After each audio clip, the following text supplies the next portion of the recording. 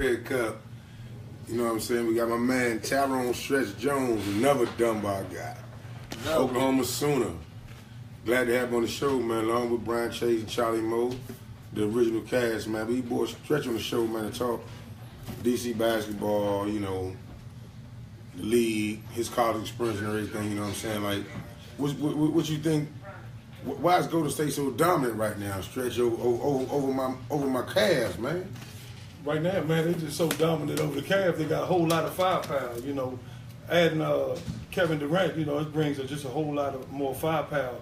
And the Cavs just not, matching the firepower right now. You know, the people that they are counting on, you know, to hit the big buckets for them, Love, J.R. Smith and Shumpert, they disappeared. They're an invisible man. Yeah, they ain't doing shit. You know. You gotta, Played well yesterday. Yeah. Played well yesterday. But they came out on fire yesterday. That's what you gotta do, you now. Well, they had to. They had to. They back was against the wall. They back was against the wall. What you got a gun for? But at the same time, You shot them out, man. Yeah, they shot them out, yeah, man. they did. Like if they'd have lost having 86 points at halftime. Yeah, that's right. See, you know, they made a major mistake by not getting that one, you know, before the game, yesterday. Game 3 should. See, they should have got game 3. See, then it would really made, you know, game 4 really count. Yeah. Right. You know, so, you know, it would have been something, you know, really good for the Cavs if they could have, you know, stolen that one. You know, but they let that one get away from them and really put them against the 8 ball. But game 3 was great for the playoffs because it wasn't no parity in the playoffs. Like it was just too many blowouts, too many teams like losing by double-digit points, whatever the case may be. So everybody talking about Cleveland had a walk into the finals and Golden State had a walk into the finals.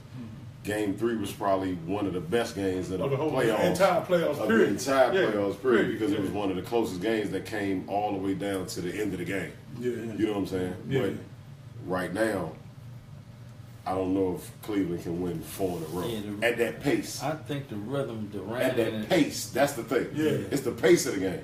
I don't think they can win 4 in a row playing that way. yeah, the rhythm Durant at right now, they can't match his rhythm, man. Yeah. He's on fire. He's definitely on fire. He's on fire. He's definitely on fire. LeBron you know. Durant got to go hard every time, man. And you got pause it. Then you got Klay Thompson, Curry, 3 times. Durant, and Green. Then you got the bench they had with the guy that's asleep with Sean Livingston, man. It's crazy, man. Yeah. Nah, that motherfucker boogie. He can play. Yes, Yeah, you got Sean Livingston. He always trying to get in that mid-range game. 15 feet. Yeah. You know, right by the bucket. He's deadly right there. You know, 12 to 15 feet in or whatever. Livingston, he's deadly. But the real problem with the Cavs, see, they haven't been getting any production from their bench at all. Exactly. Nah. The And that's second you unit know, terrible. their bench, you know. The second unit terrible. Yeah, man. You know, so And that's what the playoffs all about, just second unit for real. They got to maintain. Right. But that Absolutely. the game 4 the other night, I mean, just, if you can watch some basketball, some individual, one-on-one ISOs and shit, Right. they was boogieing the other night, yo. Yeah, Friday night. Them motherfuckers on the show. It was throwback. I mean, 86 at half. I mean, the intensity that they came out with in the first that quarter, was man. Come on, crazy. what they scored, like 40 points? That was crazy. I didn't see nobody crack a smile even 86 after the and a half. bucket. Wasn't no celebrations or yeah. anything. But- Like you could tell that they took the game To be a for what it championship was. game, I think that shit was more so to play like an all-star game. They was just out that motherfucker like, They played free. we just hooping. They Yeah. played free. You know what I'm They saying? played super free. They wasn't playing they- like it was we gotta win this game. They just played like they Cleveland back was scored against the all them wall. points against the number 2 rated defense in the league all year. I mean, you know, the Warriors, they've been on fire, man. You know, the last 2 to 3 games. It's going to require a lot of energy, man, and a lot of effort from the Cavaliers to, to get back in it. I don't really, Do you think they got 4 games of energy and effort to And it's pull got- 4 straight games out? Like I don't the think way that- they- the way they have to win, they can't do it now. And look, it got to be at a high level too. They They gotta- got to play at a high level every game, everything every has night. to go their way Yeah. like it did last night. The referees You know. ain't had shit to do with yesterday. They cooked them Yeah. from the beginning. And But Golden State couldn't get it. The smallest lead that I seen Cleveland had was 12, and they could not get it under that. And they pushed it back from 12 to 20 with 2 possessions or 3 possessions. Right. You know what I'm saying? So everything has to go Cleveland way in order for them to win the next 3 games. But anybody think that Golden State gonna shoot that motherfucker like they shooting? Like these motherfuckers, they shooting at a very high percentage, man. Even though they got blown out last night, Yeah, they yeah. still shot the ball very well. They just didn't defend. But look, you know, the Warriors, they really haven't had to expend a whole lot of defensive energy, though, because the Cleveland Cavaliers bench has not been productive. Yeah, exactly. I agree. So they haven't been able, Right. they haven't, True. had to, work as hard on the defensive end. I agree. Missing layups, wide open shots. You ain't getting nothing, your big people ain't giving you nothing in the inside from Cleveland at all. I agree. I agree.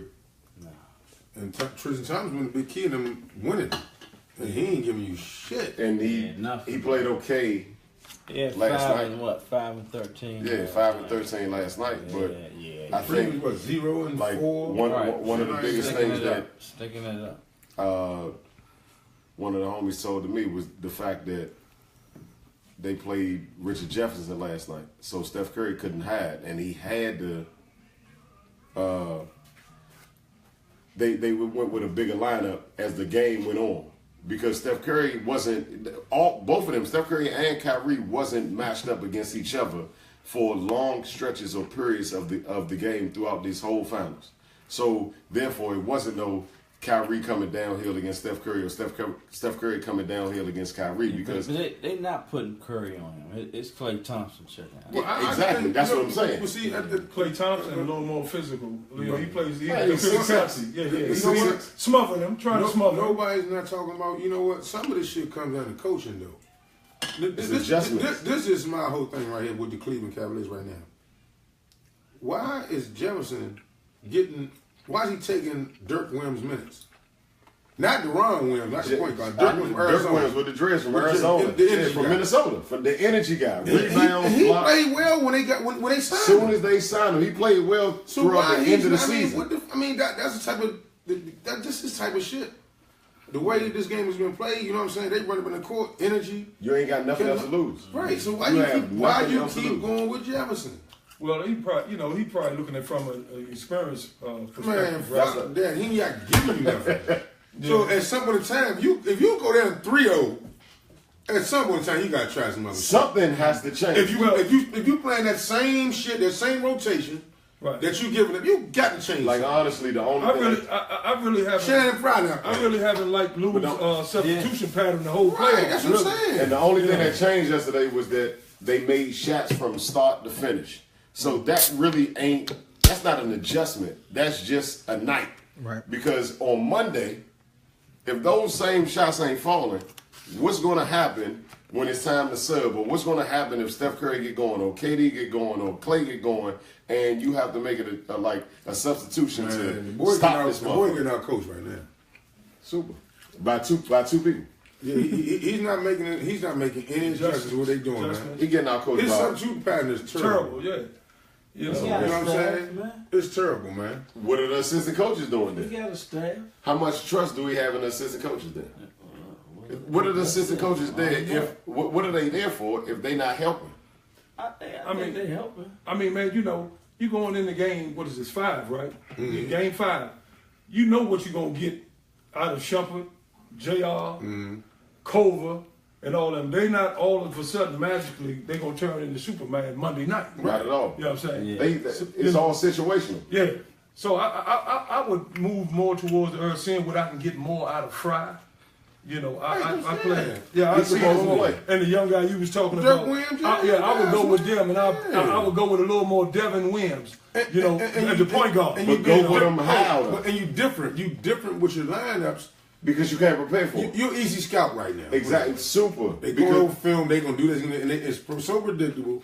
And he not making no adjustments. I agree. He not making no You adjustments. know, Like so we even were the talking guard about on that for the guard, last. the ball screens guard on guard. When they trying to force the matchup with Kyrie and Curry for Curry to guard him. You know what I'm saying? Yeah. Just go another route with it. Go pick on somebody else.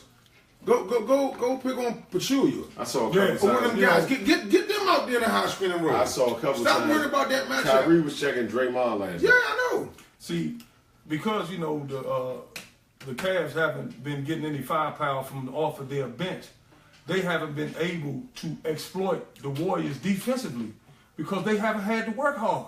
You know, the Cavs haven't figured out a way. Well, where can we attack them? Where can we attack them? You don't know where their weakness is at. You know, defensively. You know, I think that obviously it showed last night. Their weakness is the fact that they made damn near every fucking shot that they took. Right. And that's what was the difference in the game, because they jumped out on them from the beginning, and Golden State could not. They could never get over that hump.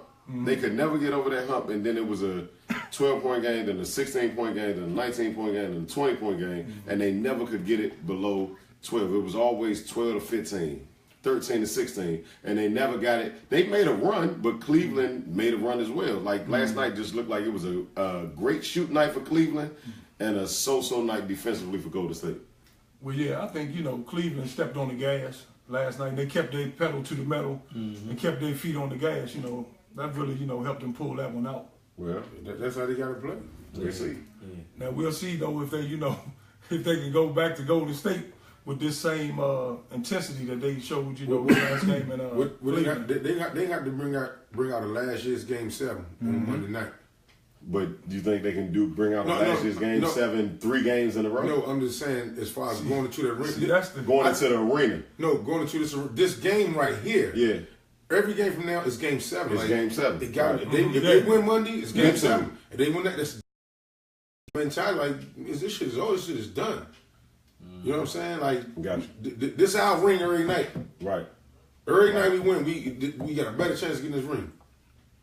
They can't come with that bullshit. They know that. You know what I'm saying? I mean, I think that Monday's game gonna be probably the best game in the series. I don't think it's gonna be no blowout. I just think because the way that the high intensity must be rushing shots, motherfuckers be excited to the crowd. Back against the wall, Cleveland. Yeah. And Golden State just got their ass whooped and it was Right, close out. right. So now all that's about to come. And don't forget about the referees. The officiating has a key to this shit. I believe it. But I tell you what now, if Cleveland can go into Golden State and get this one Monday, or whatever, you can get the Warriors to thinking a little bit now. Man. You get them questioning. Hold on, you might get them questioning themselves a little bit. If Golden State lose Monday, it's going to be. It's almost like it's 0-0 because the psychological edge. Exactly, all the pressure is now on Golden State.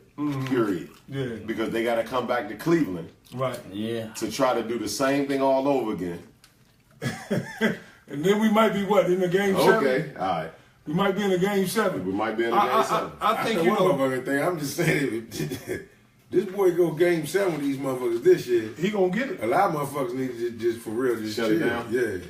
Just don't even say nothing. And he averaging triple-double and nobody says nothing about that yet. No, he's averaging the triple-double. That's crazy. I'm saying something now. He's averaging the triple-double. In the finals? With no support. Yeah, he's the... I'm LeBron's biggest fan. I don't know that. He's averaging the triple-double right now. Yeah, all right. Yeah. You know. He's averaging the triple-double. Like... Easy. I'm still with Golden State, bro. Our bet still on. I'm cool with that. We just talking about, you know what I'm saying? Bet, man. I think we better too, right? There you go. See? Yeah. My man don't remember nothing. No, He don't remember shit. Sponsored by Brownies. He don't remember shit, man. Sponsored by Brownies. Yeah. It's all good. Man, we got another Dunbar guy here, man. Tyrone Stretch Jones, man. Big to the community, the city, man. You know what I'm saying? Just tell about this Dunbar tradition, man, and why you chose to go to Dunbar. I know a lot of high schools trying to get you out of Langley. Yeah, I came out of Langley in 1981. We won the city title, you know, in middle school in 81. We beat Elliott up McKinley Tech, 81. I had a good team. I had Bobby Winston played at Georgetown. Philip Gamble played at Connecticut. Alvin Martin, Sonny Reyes, he played at Tennessee State. Myself, we had a pretty good team, you know, in 81. I finished Langley 81. I went to Dunbar 82. I came in 1982. I pretty much, you know, I started right off the top when I got in Dunbar. I knew I wanted to go to Dunbar because it was one of the top programs in the area at the time. And I really liked, you know, the players that were on the team, you know, that played there, like Anthony Jones, Joe Holston, Kenny Matthews. It was a lot of great players. John Dorn, Bebe Dorn, and Craig Shelton, and all them. I knew all about those guys, so I wanted to become a great player. Myself. So that's the reason I chose to go to Dunbar. I was a couple of private schools would show interest when I came out, but I knew I wanted to go to Dunbar ever since I was like about 13 or 14 years old, because they had a basketball winning tradition and a lot of great players that played there, and they had a great coach in Jodine Davison, and Bucky Walker was the assistant coach, who really worked with my game and got me to become a better player, than when I played at Dunbar. Well, speaking of Dunbar, Mark, those stretch, give me your top 5 position wise, like your point guard, your shooting ever at Dunbar that I seen play. You seen play. Your point guard, your shooting guard, your 3. Give me your top 5. My best point guard that I seen play there, I gotta say, was maybe Tyrone Scott. Okay, so that's you want. All right. Who you 2? My 2 guard, I'm gonna say Kenny Matthews. That's your 2. Who your 3? My 3 man, I'm gonna say Anthony Jones. Who your 4? Bernard Campbell. And who your 5? Daryl Prue. It's a nice mob right there. But I'm being, I'm being. You got Daryl Prue as the rest of y'all? Yeah, I'm gonna take Daryl Prue. Yeah. You got Kenny Matthews over Stacey Robinson? Well, see, I seen something that I seen, right? Okay. I didn't see that's what Stacey, that he seen. Yeah, that I seen play, But I'm gonna go with what Jodine said. I'm gonna say Stacey Robinson number 1, based on all-time Dunbar, based on what Jodine Davison told me, right? Jodine, I'm gonna tell you, Jodine Davison, he ain't talk about players, right, and all that. But I heard everybody used to talk about this guy Stacey Robinson, and all that, right? Everybody, his name ringing. And Jodine don't get into that talking about players thing, and I was, pretty much scared to even approach him and ask him about a player that played for him, or whatever, right? So I went in his office one day or whatever. I say, Coach, everybody, they keep talking about this guy Stacey Robinson, Coach, like that. So he looked at me, took a double-take look at me, and he said, yeah, Stacey Robinson, any man from any land, nobody could guard Stacey Robinson. He was the best. Like that. That's what Jodine told me. I heard the same. He coached Stacey? He coached Stacey 1 year at Dunbar, 1975. He only went there 1 year. Yeah, that was his only year. Yeah. He said could nobody guard. Nope. He said could nobody guard. That's what Jodine. Now Jodine don't talk. That's a high criteria to me for Jodine Davison to say this, right? Yeah. Because if you say anything to him, if you try to talk about yourself as being a good player, or you talking about selfishness or any of that, he gonna jump down your throat because he ain't into self-promotion. You know what I'm saying? No, nothing like that. Yeah.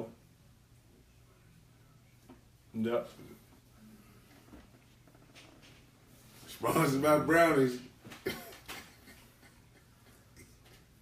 Man. Yeah, man.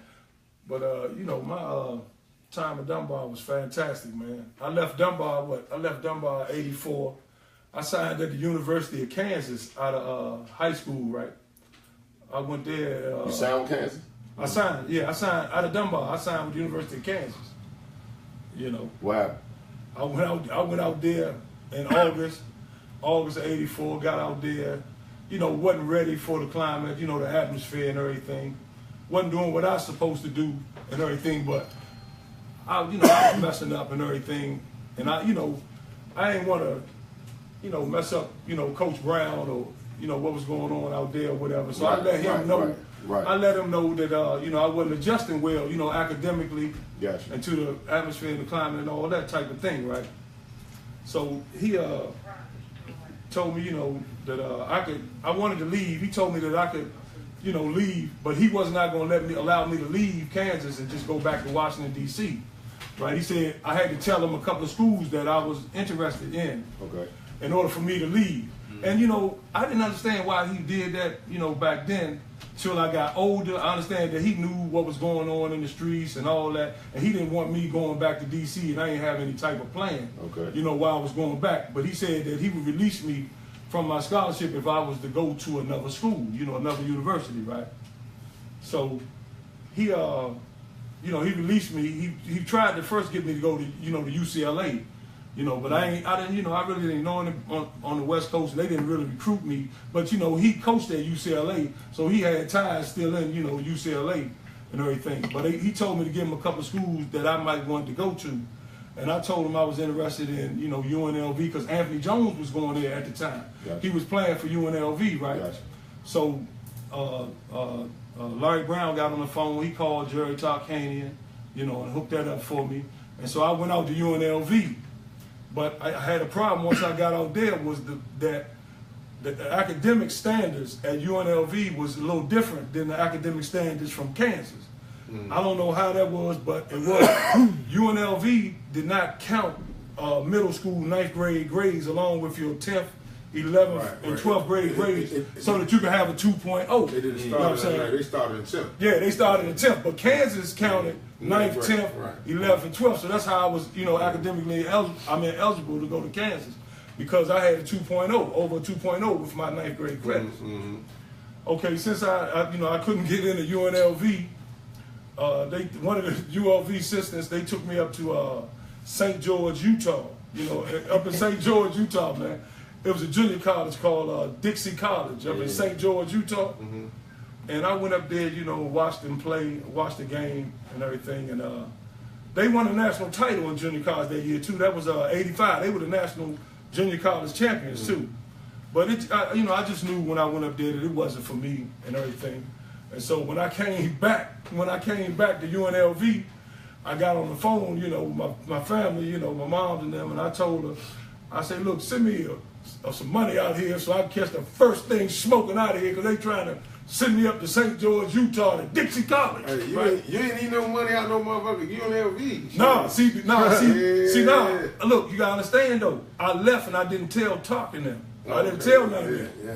Because they was gonna try to keep, you know, want to press me to go, you know, to junior college out there. Yeah, they was Hold drop on that to me, bag. right? Y'all drop Yeah. that bag, Stretch. Don't You know. Stretch, stop the boat. Oh yeah. Now Oklahoma, huh?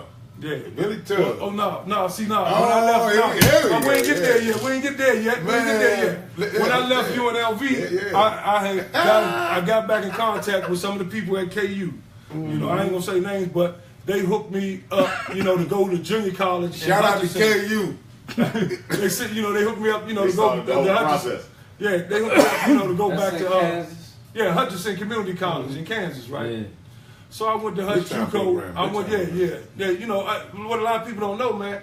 Hutch JUCO Community College, they got like a 12,000 seat arena, like a major Division I program. Right, that's the shit out there. You know, they got a real big gym, That's right? the shit out there, for real. Yeah. So I played there for 2 years. I was junior college first team All-America, you know. At Hutch JUCO, I, you know, got a whole lot of records out there that I broke, you know, when I was at Hutch JUCO. So after my sophomore year, I finished at Hutch JUCO. We lost the first round of the national tournament. We lost the first round of the national tournament, and that was the end of that. But while the tournament was going on, you know, coaches were coming out and they were recruiting me. And so Oklahoma, you know, they did the best job of convincing me that, you know, that was the place for me, that they had a position for me, you know, to play there and everything. And Billy Tubbs, you know, I talked to him, he was a good coach and everything, and he convinced me to come to Oklahoma. That was Scarborough, what's that, champ? Yeah.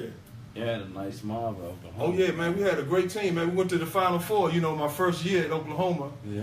1988, we lost the national title game to the original school that I signed with out of high school, Kansas, with Danny Manning. They beat me. You know, they beat me in the national. So it backfired on me. My plan to go to OU to beat KU, right? But we had Mookie Blaylock, who was a tremendous, you know, all-star. Yes, he you know, was. great player, real tremendous, real powerful player defensively. Right. You know, could handle the ball, great Solid, score. great pro. You know, he was he was you know, he was a college Division I All-America, along with Harvey Grant and Stacey King. Both of them was first and second team college All-America. They was So getting buckets, too. yeah, we had a great team, man. You know, we finished that year. We was like 34-5. You know, we lost 5 games. We was 35-4. Yeah, 35-4. We lost to LSU, K-State, Missouri, and Kansas. Now you notice 3 of the teams that beat us was from our division that year. And when we won all those games, we lost those games. Oh, that division was strong back then. Yeah, Mitch Richmond was in. Fred McCoy went to K-State. Yeah. He was playing with K-State. Mitch Richmond. Mm-hmm. Yeah, Drew Bledsoe. Yeah. You know, Bernard Day from DC. Played at H.D. Woodson. He was at Nebraska.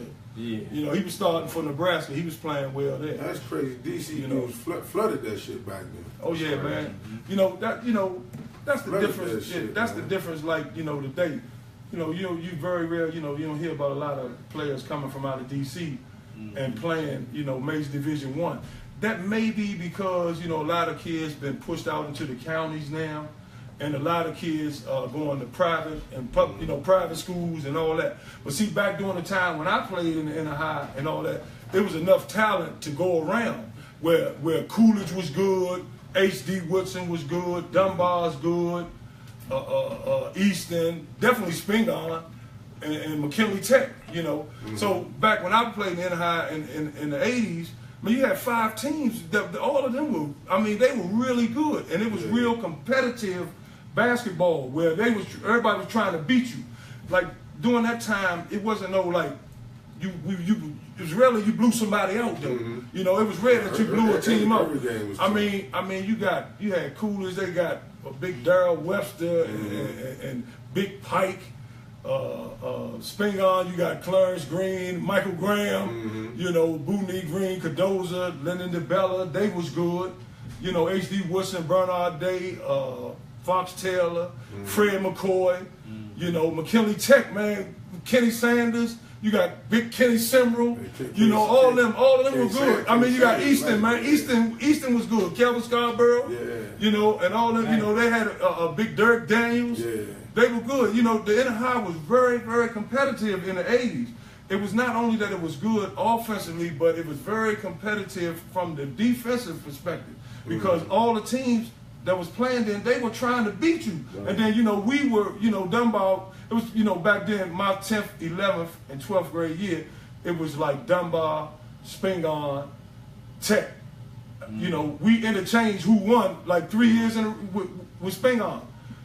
Every year that I played against Spingarn, I never beat them 2 years, and they never beat me 2 years. We always split. Mm-hmm. And back then, in the inner high, if you won the league, right, you went to the city title. We talked about that. That's okay. That's now if you won the preliminary, if you won the inner high tournament, then you go to the preliminary game before the city title. Yeah. That's how that was determined back then. See, Mm-hmm. So if you win both, the team you beat go.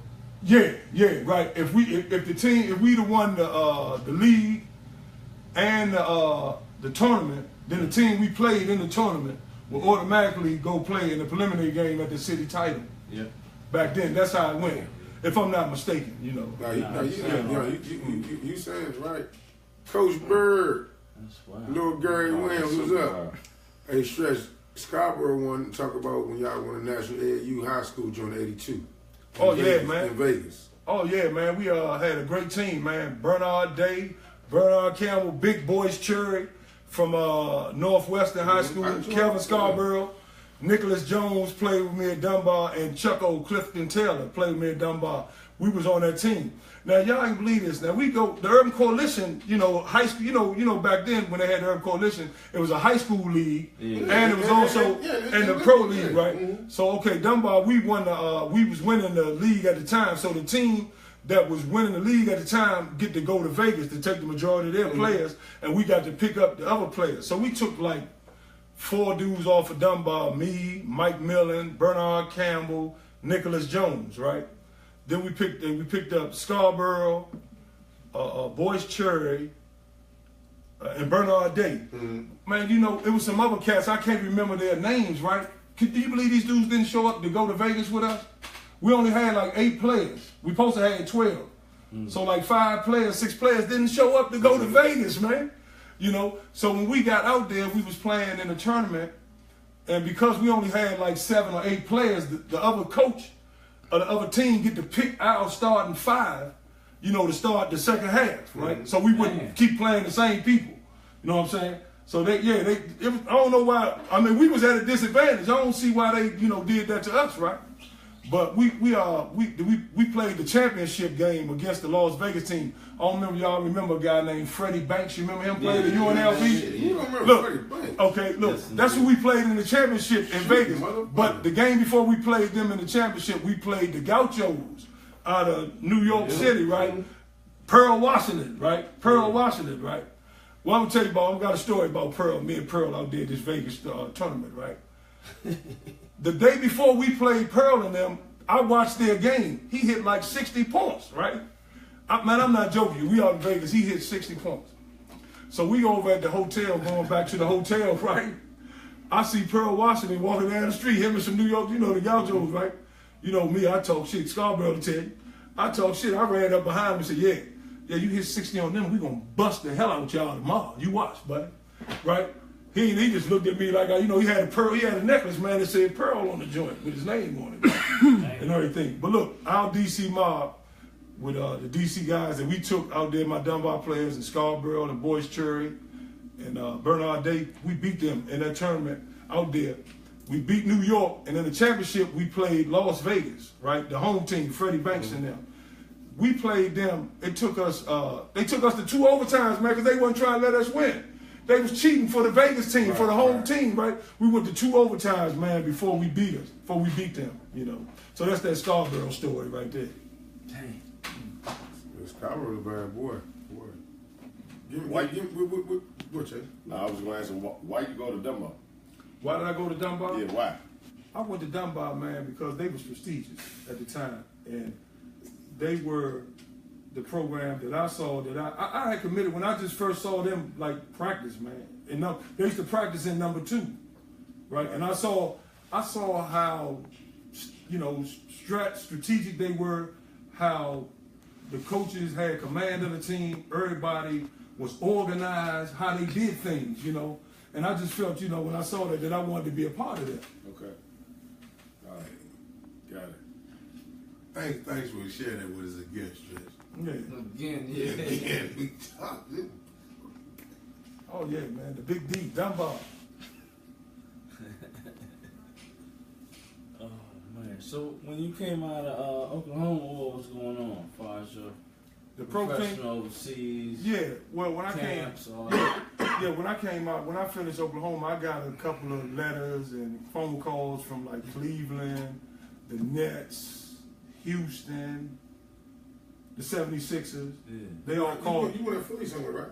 Yeah, no, I didn't go. I went down to Houston to a mini camp. Back then they had like rookie camps for like 3 days and all that, where they taking a look. See, my year that I came out was the first year that they only went to 2 rounds in the draft, which was 1989. That was the first year. So I was getting phone calls and letters, and all that kind of thing, right? So I went down to like mini camp in Houston in '89. There was nothing but like rookies there. It wasn't, they let you, they take a look, see, scrimmaging. We was at the University of Houston, right? We just scrimmaging, and they taking a look, see what they, they gonna tell the people, who they wanted to call, they wanted to invite to come back, the veterans camp, right? So I didn't get a invite to come back to a veterans camp, but I felt that I played good enough, to get a comeback. But when you, as you know, and some of y'all that been in those situations, it's be a numbers game. It don't be that. No doubt about that. It nothing to do with you. Yeah. A lot of times, man. Then guys under contract, and all that ain't gonna, they ain't gonna get rid of them because they gotta pay them. They rather pay them, the money than, even. I seen guys that I can't recall a lot of them their names, but I seen a couple of guys when I was down there in Houston. I'm like, man, who the hell is these people, man? And I ain't never seen them before. Man. And they could play on the NBA level. And they got game, man. A lot of these guys got game, man, to really play. And you ain't never heard of them, never seen them before, man. Everybody hooping. But yeah, I did that. And, after I finished with that, I took and went over. I played over in Europe for about 4 or 5 months on the team. They was from out of Israel. And they was like a tourist team. Yeah. And we was winning. We stayed over in Amsterdam, man, in Holland for about like 2 weeks playing the tournament over there. We won that. Yeah, was you tired during the game? Oh yeah, man. Oh yeah, it was a ball. Ernie Graham was over there. Ernie Graham was Graham. over there. Playing Maryland. He was over there at that time. Graham. Yeah, he was over there. You know, we played. But he was the one, you know, when I was over there playing, you know, I wasn't really. See, it was different back then. This is like, we talking 1989. Right. And on European teams back then, they only had like 2 Americans. You know what I'm saying? Right. All of them? Yeah, all teams. No All the matter teams. what country you went to. No, whatever country. There was only 2 Americans. Only 2 Americans on the team, and the rest of the players were their countrymen. And then 9 times out of 10, though, that when they would pick the players that were American, they was gonna pick the big guys, the biggest guys that they could find, right? But see, I don't think it's like that today, though, because they playing all over the world. If it was the same type of atmosphere out there in the basketball world that it is now, back then I would have stayed a little more engaged and played a lot longer. No, now you got guys who might play in the country for 3 to 4 years, and they can become apply, a citizen. but they can apply for it. Right. It still might take another year. You know, just like people come to the United States. Right. And apply for their visa and then apply for their American citizenship, and it might take 2 years. It's the same thing going on. I was gonna try that. And you trying to work to get your citizenship, and now you playing as a native player of whatever country, or you playing as a European. Right. So now, where you can only have 2 players on the team. If I have this Italian passport, I'm playing as a Bosman. So now I'm a European player. Right. So now I can still get my 2 Americans, and now you playing as a European player, and you don't count as an American player, but you still got 3 American players on your team. Right. Right. You know what I'm saying? Because If If you marry somebody, like one of my closest friends, he married. She's American. And she half Italian, but never been overseas until he started playing overseas. And that's how he got his passport. Man, you marry some good old overseas woman. And that's how some people do it. Marry some good old you marry you and a person overseas. Female overseas. They were trying, but you know, it's the same thing over here. They might cut you. They come over here and they marry somebody that's from the United States. They can get their green card. They can get their citizenship here. Overseas woman. Right. Probably not as difficult of a process. What you think, Mike Graham? Yeah, Big Mike. Shout out to Big Mike Graham. The most dominant big man came through the inner high during my time. Michael Graham knocked you out by accident.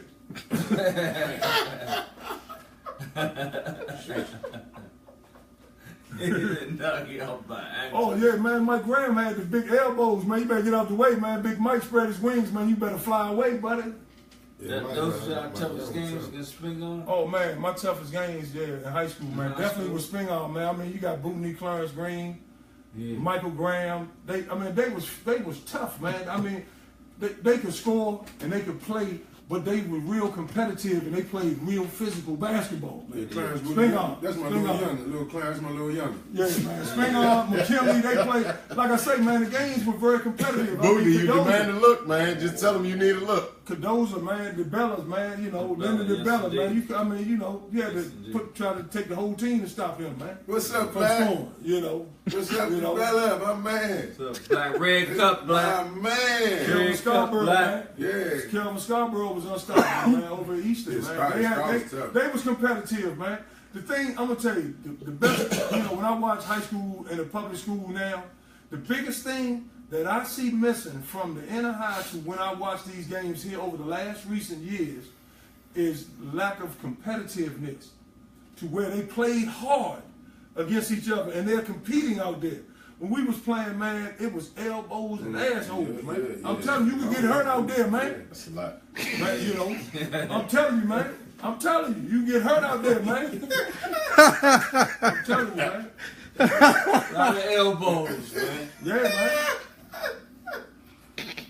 You get hurt out there, man.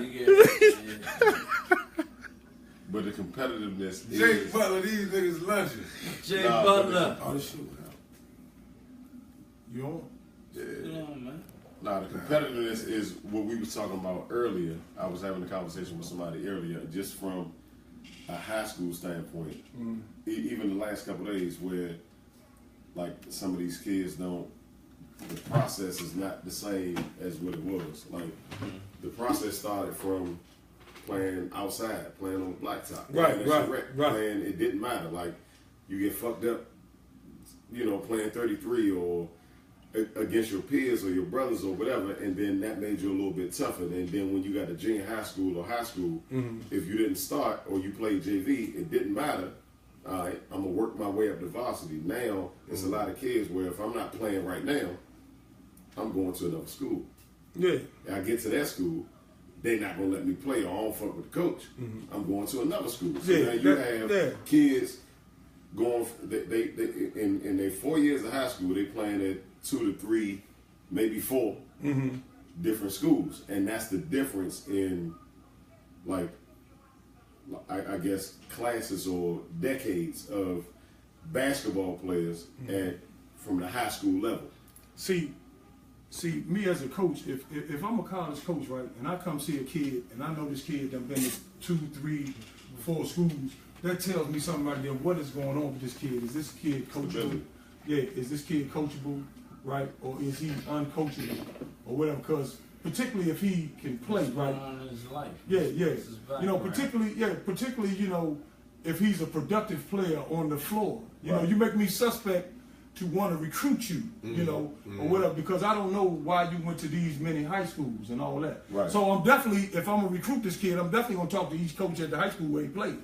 If I have any interest as a college coach. Right. See, man, the thing that I see that's lost around here now, particularly in DC, inner high, or it's DC IAA called now, or whatever, is that back when we played, man, it was nothing to see the top Division I major college coaches at the games.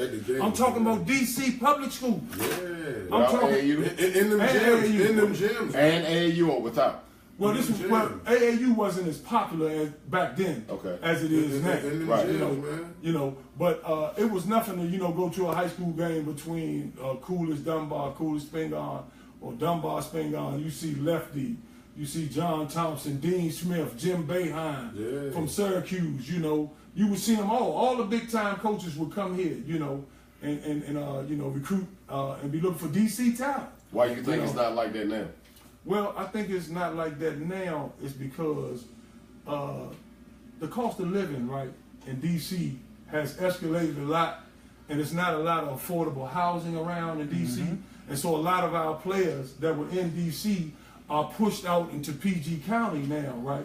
That's why you start seeing, like, if you look at the high school rankings lately, well, you see Maryland schools in there a lot. Right. A lot, because it's a lot of the D.C. kids that were in D.C. Gotcha. They're now out in the county. Right. But see, back during the time when I came out in the 80s, there were enough players around playing basketball that you could fill the PG County school, the Catholic schools, the private schools, and the DC public schools. Right. Everybody had good players back then. That's what he's saying is what I've been trying to. That shit watered down. Watered down because Black Adrian said it to me today. Right, he was like, man, you really don't think that the shit watered down? I was like, man, Yeah, and what he's saying is like he just named the coaches that's at your high school game, not your summer. Yeah.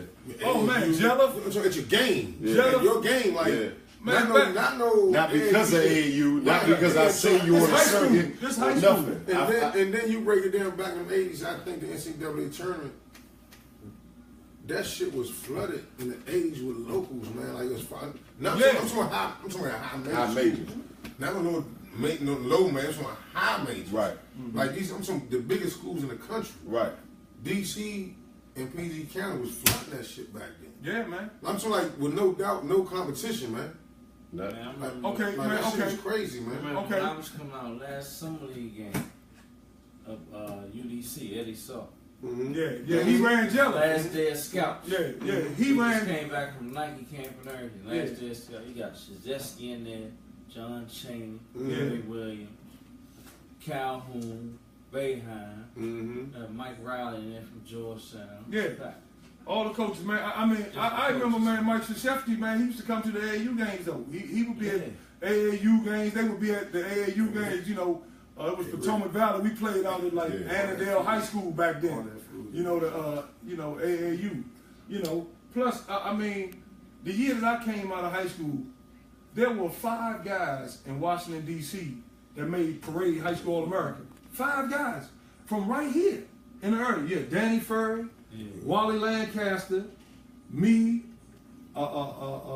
Derek Lewis, and Kenny Sanders. 3 from the inner high, 2 from the Catholic school league, Right. you know, and all that. But now you barely, if you look at any of these high school All-American teams and all that, you barely see kids from DC public schools.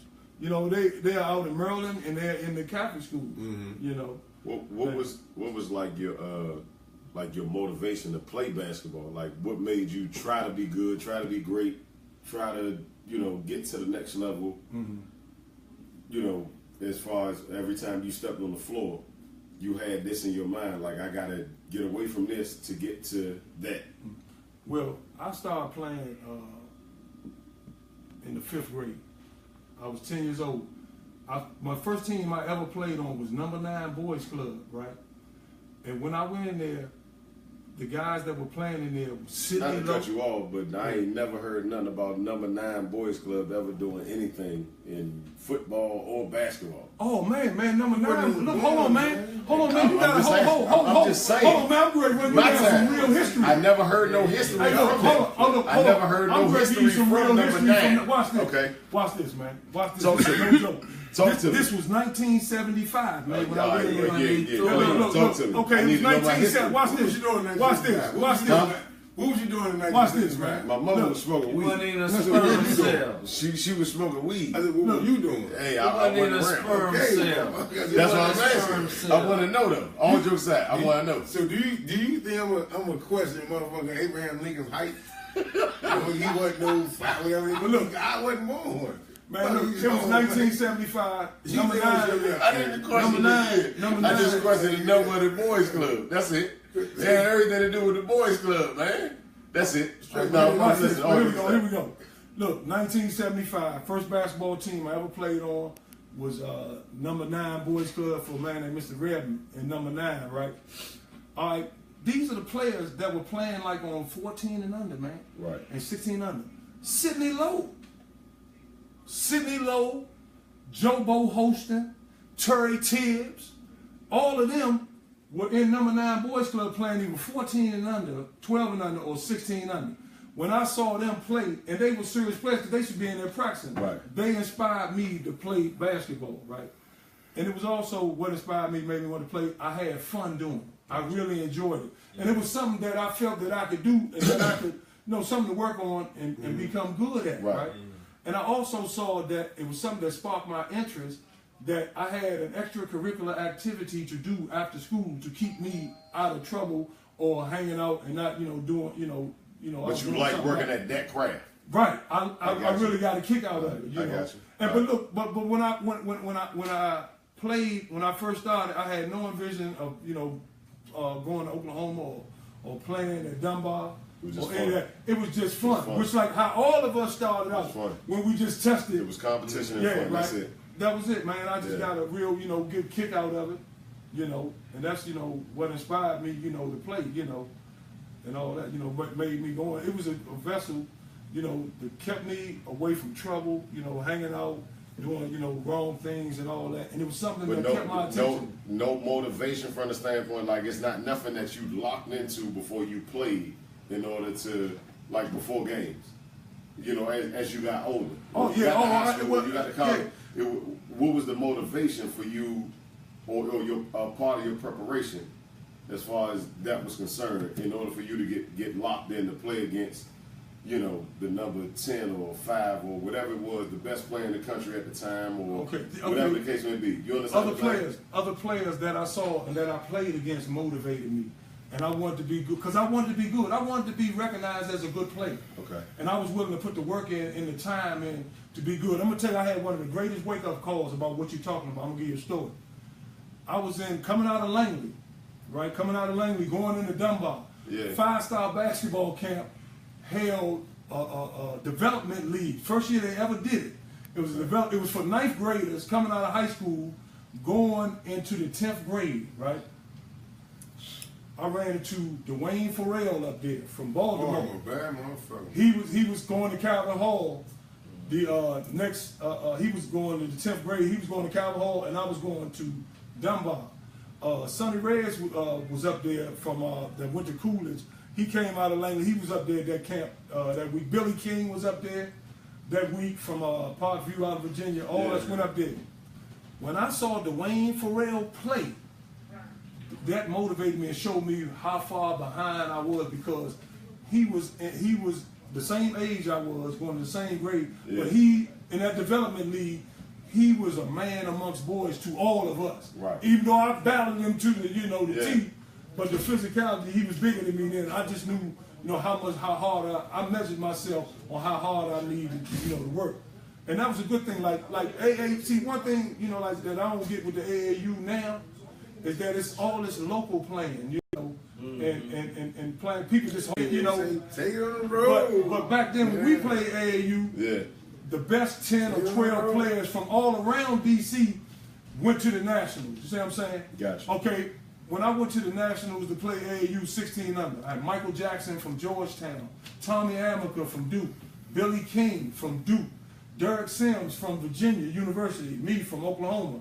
We had that type of talent. Now, on the teams that were at the AAU tournament, it was in Little Rock, Arkansas. You got Dale Curry down there. Wayman Tisdale was down there. Pearl Washington was down there. Antoine Jobert from Michigan.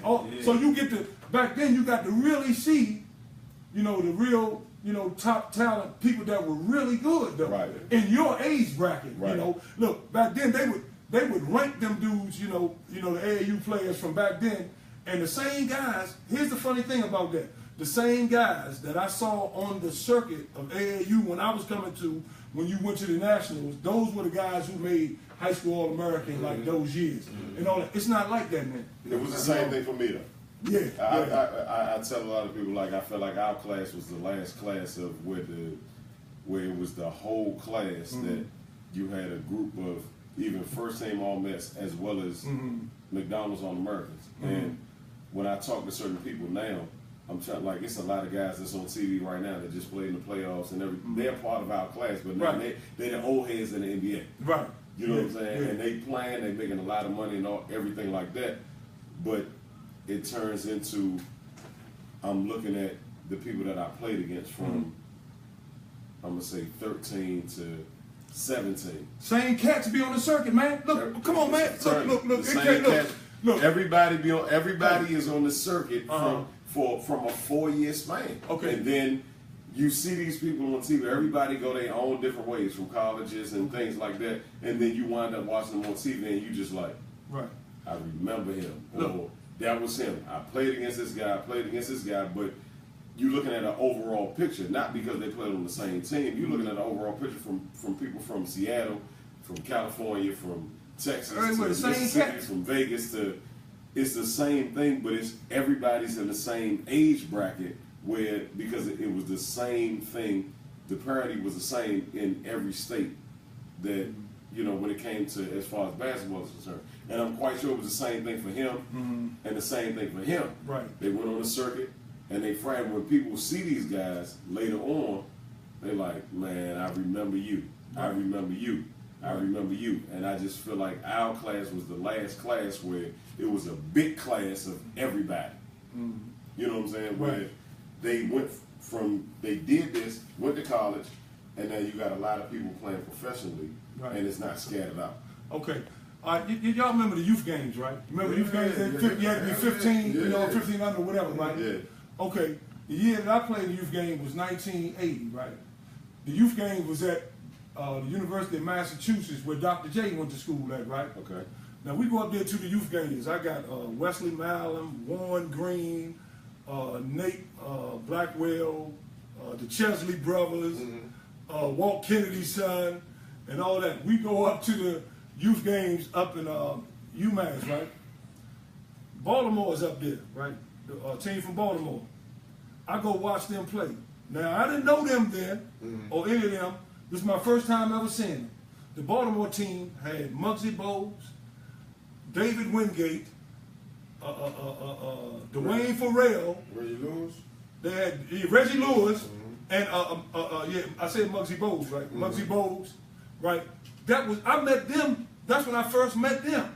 Okay, that was 1980. Now I knew them and saw them guys all the way on up till we went to college. You see the same guys, but now, that don't happen on the national circuit. Now though, because with AAU, right? And too many teams and too many basketball yeah, players. because see, a lot of it, like you said, it's watered down. right? Well, it's too many teams traveling, too many players, right? And everybody not in the same tournaments, everybody not in the same city at the same time. Like you got, man, it's way different right now. You got a lot of exploiting of the interests of parents and their children. What's going on?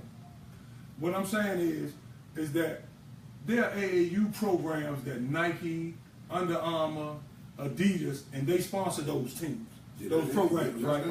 Okay. Now all the other ones. Now watch this. Now you got other programs out there that are running AAU where the parents foot all the money, and they traveling and they doing the same thing. They doing the same shit as a team. But the problem is that I have with that, when you as a parent paying, right? When you go to all these games, you still gotta pay. You know what I'm saying? Somebody's still making money off of you, So, AAU has become, an exploitation for money for some kids. I'm not saying all. So Roach. And then, you got, but then when you coach these teams, and because the player know that their parents paid and all that, they feel a sense of entitlement. Hey, man, my mother paid, she did this, she did that. I should get this much playing time, and I should, be playing when, Yeah, I feel you. you're on your playing time in practice. How you fix it? Huh? How you fix it? I mean, I just think. I ain't even gonna say how you fix it Man, that because shit ain't gonna be fixed. that's what I was about to say. I ain't even gonna say how you fix it because of the simple fact that this is the machine right now. You're right. It's the machine right now. It's just exploiting interest. If it's generating money, then it's gonna keep going like a wheelbarrow. Yeah.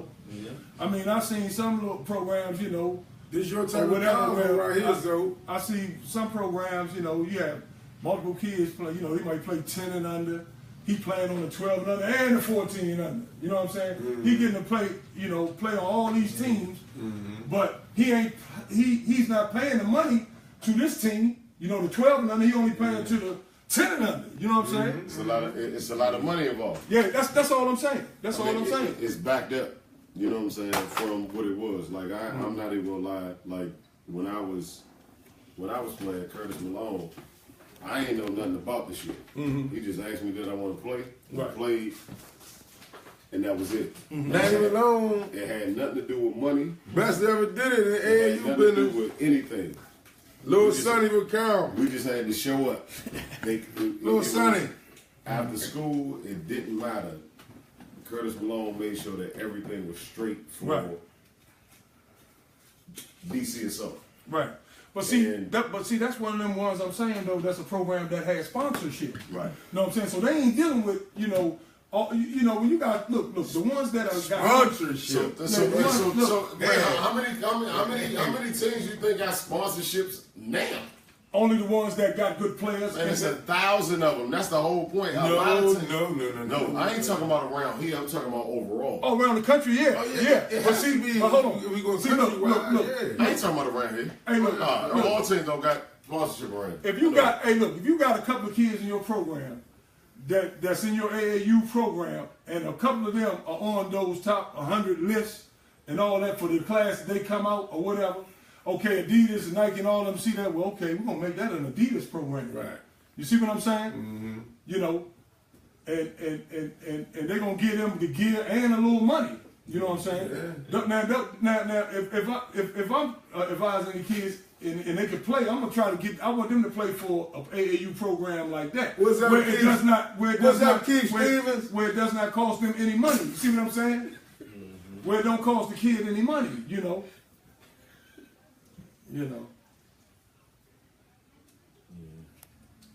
I mean, I just feel like AAU has changed. I ain't gonna say it changed the game. I think everything is evolutionized itself. Right.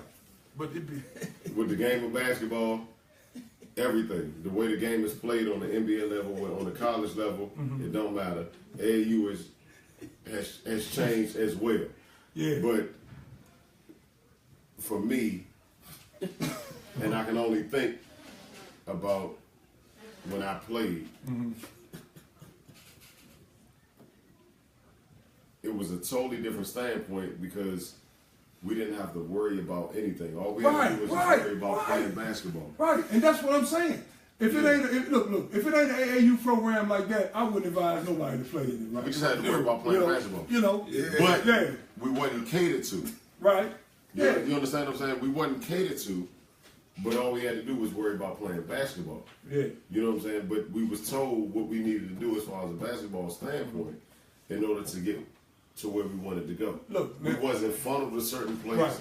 It wasn't like, we didn't have no handlers or anything like that. Like, just go play basketball and your recruiting, whatever happened, it was gonna come to you. Right. What's up, Dame? What's up, Dame? That's my point. Yeah. And that was the difference from, and that's why I say, like, I think our time was the last time of that whole situation, because I didn't have to worry about nobody. Wasn't nobody in front of me. I made my own decision. Mm-hmm. And then when I got to college, that's when I started hearing about people in front of people. Like the player, then it's somebody in front of him, and then it's the coach. Mm-hmm. Like, you got to deal with this person first. Right. I don't know, we'll holler at you, whatever, and then the player over here not knowing what's going on. Mm-hmm. And that's the thing, and I think that has generated itself as time went on. It's somebody in front of somebody before you get to the player, or it might be two players in that front you got to deal with. Yeah, that you got to deal with, and I think that that's a part of the natural generation. But see, this the thing though now. See, like these programs, these AAU programs that get sponsorship, and they wear Nike, Adidas, or whatever. Well, they've been giving you this money, and they've been giving you gear, and all that. Well, if you get a great player and a good one, I expect you to send him to an Adidas school. Obviously, we've sponsored you, and all that. And then comes in, maybe the program might be like, well, the only people gonna be able to talk to him is if you ain't Adidas school. Let's say, for instance, I'm Under Armour in this AAU program. Where's Adidas? You think I got a shot at him? No. Right, not now. They talking about that. That's terrible. It's terrible. I don't remember him saying that. I don't remember you saying that. Yeah. It's terrible. It's terrible all the way around the board. But at the same time, like, when it comes to the money, even the teams that have the money, they're not handling the kids the right way. Some of them are. Some of them are. Look, I've been around a good one. I've been around a good program. I'm not gonna mention any names. You wonder why? Some of them are. Why are the kids being handled then? Let the kids make their own decisions. Not all of them though. I'm not saying that they're making a wrong decision or a right decision. Right. It's not their decision. It's what I'm saying. I don't care what program has the money. It's my decision at the end of the day. I am my own. Exactly. Okay. I am my own individual. Right. Let me make the decision I want to make. If I want to. Who dominates decisions though? No, but listen to this. Though. Okay. I'm saying only if they let it though. See, only you're allowed. The ultimate decision is with the kid though. Yeah. Only you're allowed. No matter what the sponsorship is. Who helping the kid make the decision? No, what I'm saying is, if you're saying your initial statement was, let me make my decision. If I'm the player. Right, but then you go back and say, who's helping the kid make decisions? So I wasn't asking. That's not. I mean, I wasn't asking that question from the standpoint of who is on the kid's shoulder. I'm asking because it's always somebody helping the kid make the decision where they're going. The kid is always getting funneled somewhere. They're not making the decision on their own like it was back in the day. Well, actually, how old is the kid? Actually, how old is it's a 50-50 situation anyway. How old is it's a 50-50 situation. Right, when it comes to big time heavy recruiting, right? When you're being highly recruited by big schools, somebody always trying to explain. That's some shit you gotta make a choice, man. That's what I'm saying. No. For the system, it ain't gonna be no. But what you're saying is, first I took it like you were saying, like. No, let me make the decision. That's a hard decision to make for a goddamn 18-year-old kid. Obviously. Well, see, me personally, I think Transfer a decision like that should be left up to the child and the parent. That's my point. Is no parents making helping the kids make these decisions. You know what I'm saying is you said let me make it like you're on yourself. No. He talking about coaches and stuff like that. People handle his family. Like me personally. He talking about handling his people. You know, I'm just saying the people around whoever the kid is on the program. That's not an easy fucking decision to make though. It's parents, a group, anything. That shit ain't easy, Slim. Yeah, I'm not saying look, you know, But I get the whole topic because nowadays some shit is just like some of the shit don't even be discussion. You know he going there because of that, or you know he going there because of that. That's cool and fine and dandy. I'm just talking in general. I just think that sometimes that motherfuckers get mixed up in these big shoe programs, man, and let them dictate towards what their talent can make them. It's always somebody involved. Now it's like a number one player with Nike, but he ain't the number one player in the world because it's another nigga Under Armour. He's the number one player in the country. Back then, there was only one motherfucker who was the number one player in the country. Yeah. It wasn't no segments of that deal. That's my point. A, B, C, and D. Exactly. Yeah. You know So what I'm it's saying? always like that's why I said we was the last class. Well, Because it was only my mom. It was my mother, Curtis Malone, and my high school coach. Right, but what I'm saying is, That's it. You know, Look, you know but how see, easy it is? the only people I had to let's talk back to. up. Hold on, let's back up on you. You trusted them though. See, Yeah, but hold on, you felt Right. felt that they had your best interest at hand though, right? Now, see, you got some folks out here that got their own best interest at hand and not the player. You understand? But those are the people that's not playing. Let me say this one thing, Che. That has nothing to do with it. And the high school coaches are actually Let me say this one thing. on the back burner for real. Let me just say this one thing as far as like, I think right now, getting and it's no disrespect. All my buddies, assistant coaches in college, boom, boom. Versus back in the day, today I think today it's easy. It's so easy to recruit right now. Mm-hmm. You know what I'm saying? It's so equal. It's so many goddamn AAU teams. It's so many guys that play the game as coaching now, or so many all this and that. So many tournaments. You know what I'm saying? Yeah. Whereas you bump into dudes you played against and all this. You know what I'm saying? I think today's world is an easy recruitment, but I just think these guys and it's cool because they're taking advantage of it. Right. Back then, you had to get the top motherfuckers regardless. Motherfuckers send you on that road, you ain't coming back with no motherfucking mediocre motherfucker. If we send you to go get that motherfucker, you better get him. You better get him. I just think now it's so spread out. It's an easy job right now. Don't get me wrong, but at the same time, I just think that it's so spread out now. This AAU teams, all that shit's But crazy. look, I don't see a real problem right with an AAU coach or a so-called, high school coach helping the kid make a decision if they have the kid's best interest in hand. And you as a player, you as a player need to know that though. Are these people giving you the advice got your best interest at hand, or do they have anything where they're trying to gain from where you go to school? Right. You know? But as a 15, 16, 17-year-old, how do you know that? Well, So now let's say, for instance, you got to make that decision on your own. How? At that age? I made the decision on my own. So I'm saying I said you did. But it's some people that have to make the decision on their own. So I'm only speaking from my perspective. No, I agree. So how do you separate the two? You got to make the decision on your own. I just think the decision. Don't get the whole conversation like we.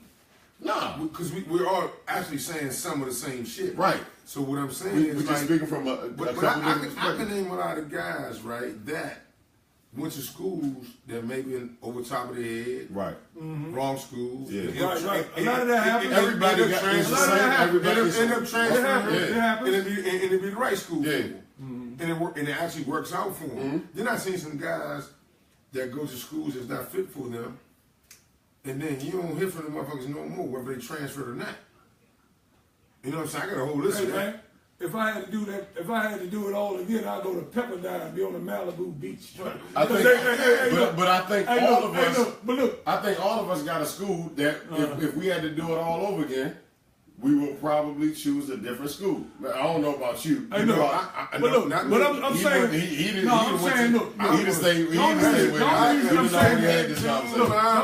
The only reason I'm saying that is that if I came out now, I probably would go to Pepperdine somewhere, right? Right. Like that. And the only reason I'm saying that is because the media and the social media and all that, no matter where you at, man, you're gonna be seen. So if no matter how good you are or whatever, they can't hide you no more. Like for instance, right?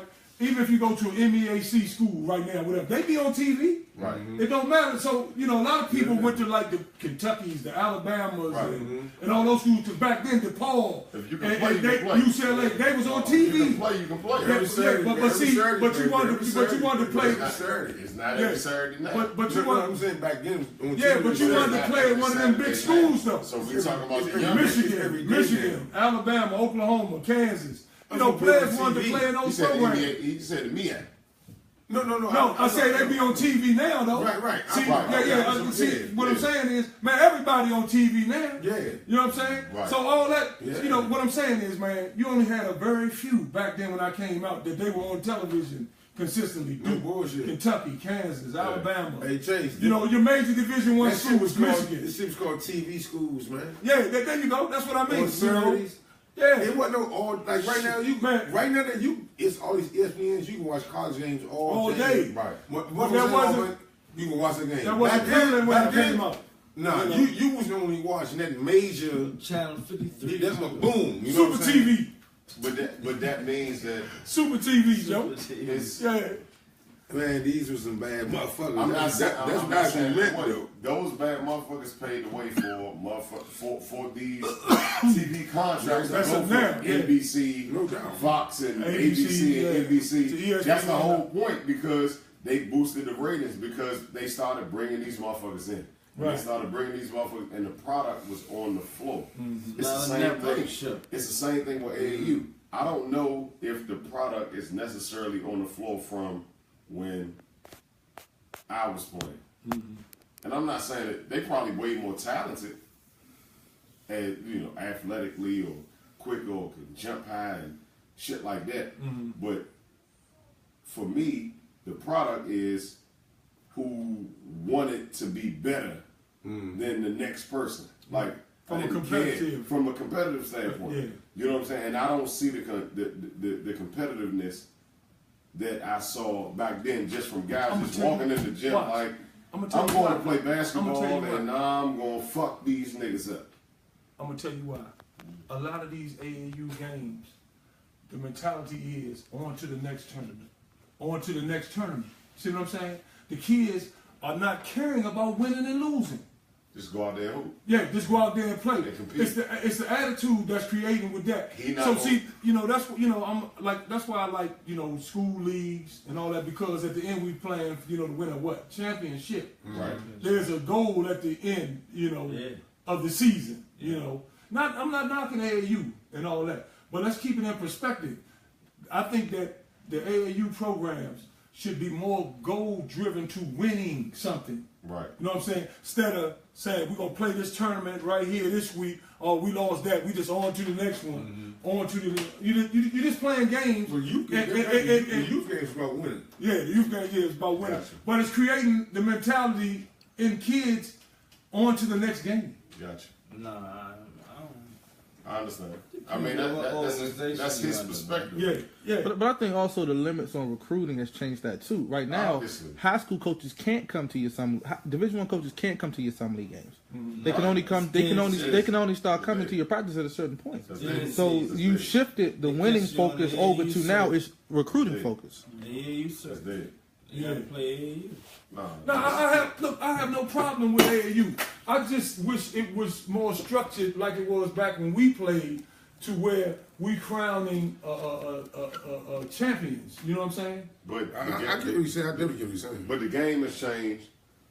The coaching has changed. AAU has changed, and it turns into a point where we all have to adapt Right, it's in a whole nother atmosphere. I get that. Even if we don't like it, we gotta adapt to it. Yeah, right. I mean, I don't knock it. I'm all for kids, playing basketball and having an interest, in the game. Because I want the game, with me, when I work with kids and I try to help them on their game and work on their game, I'm invigorated with the same enthusiasm when I help them play. It's like when I play, and it feels good to me. Nothing. When I can get a young person, I'm training them, and they're really receptive to coaching or being pushed hard, and they want to work. Oh man, that's the greatest thing that that you can feel as a coach, man. That you got somebody that wants to work and wants to get better. But you get some kids, they fake like they want to be better and whatever. You get them in there, get them to work and whatever. Next thing you know, you fighting them to work. Right. And all that kind of thing. So I've experienced some of that with some young players. Let me ask you this.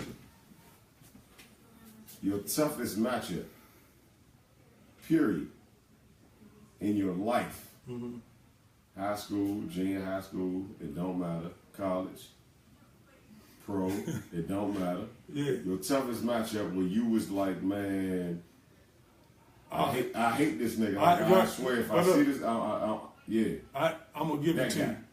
We played at Oklahoma. When I was at Oklahoma, we played Arizona with Sean Elliott, right? Sean Elliott was on the team. And man, he's about, I think, 6'7", 6'8". I'm 6'5.5". So I'm matched up with him or whatever. I checked him, and it's like within 6 minutes, 8 minutes of the game, I got 3 fouls that quick, man. But I give it to him, he was that good, though. He was that good, at his height, that he could handle the ball and get you off him and all that. And, I just was like pissed, because I had to come out of the game because I had like 3 fouls real fast early in the first half. But we beat them. We won the game, though. Let me rephrase the question. I don't want to say, who cooked you? Don't say nobody. Who fries you? Let me rephrase that. Who cooked you and you was like, oh my God. Okay, all right. I'll say Brian Stiff. Brian Stiff played at Virginia. He was a freshman when I was a senior, and I underestimated him. He hit like 30 points. And they knocked us out the NCAA tournament, the Sweet 16 in 1989. What's the question? They beat us at Kentucky. Who cooked them? Okay. I just used it. Who really got rephrased the question. I said who was his toughest matchup. No, right. Yeah. Now, who got out on me the most? Yeah, which I say Brian Stiff. But my hardest guard, though, was Sean Elliott. You know what I'm saying? That's what I'm saying. All right, I got you. I got you. But so Brian Stiff, all those buckets was on you? Not all of them. Some of them. I caught some of them. He got warmed up on me, yeah. He had about 28. On you? 29. No, he ain't all 28. He probably gave me 20 of that. That's a lot. That's 28. Yeah, 20 out of 28 is 28. Hey, but I'm being honest, man. He got me. He got me. Nobody, I can't recall nobody really getting me in high school. So you ain't never got cooked? In high school? So you only got cooked once in your life? Hey, I feel that was bad. Hold on, man. You can ask anybody. I play this, man. I play defense, man. Listen, I was competitive on the defensive end. I'm not saying that, but that man, I'm not going to deny that, but that has nothing to do. It's a lot of competitive defensive players, but that has nothing to do with them getting barbecued. I think tonight is the best show. It's luncheon tonight. No, I'm talking to Stretch because it's a Dunbar alum, and I just man, I'm telling the truth though. I mean, I can't think back, man. Over, I mean, in high school, man, Leonard DeBella was tough. The guard. Did he cook you? I didn't. Well, we. No. I'm saying that we never was really the game. We always was up pretty much on them a lot. What that had to do with it? If you was up 20, hey, so we need some music team, to the show tonight. Still had 50. Yeah, man. We need a on DJ tonight. No, he never. I don't know 50. He played great against me. Compton's most wanted. Yes, but I can't say he cooked me though. That's your toughest high school matchup? Probably was him, Clarence Green. Bootney. Yeah. Clarence, that's my little young Clarence. Yeah. You talking about something? Ronnie Lancaster, you know, Kenny Sanders, you know. Yeah, But I'm talking about high school. I really they all high don't school. wanna hear- They all high school. But they were tough, man. All of them were good. I give them all their credit. Because, see, those guys I'm naming, they motivated me too, though. Gotcha. You know what I'm saying? To where the point that I, you know, was playing competitive with them too, Well, as well. But it wasn't no like shut out either way. You know, If they motivated you, then that means they cooked you. I don't know about that. Because you walked home pissed off. Like I didn't fucked lose up. though. You was pissed.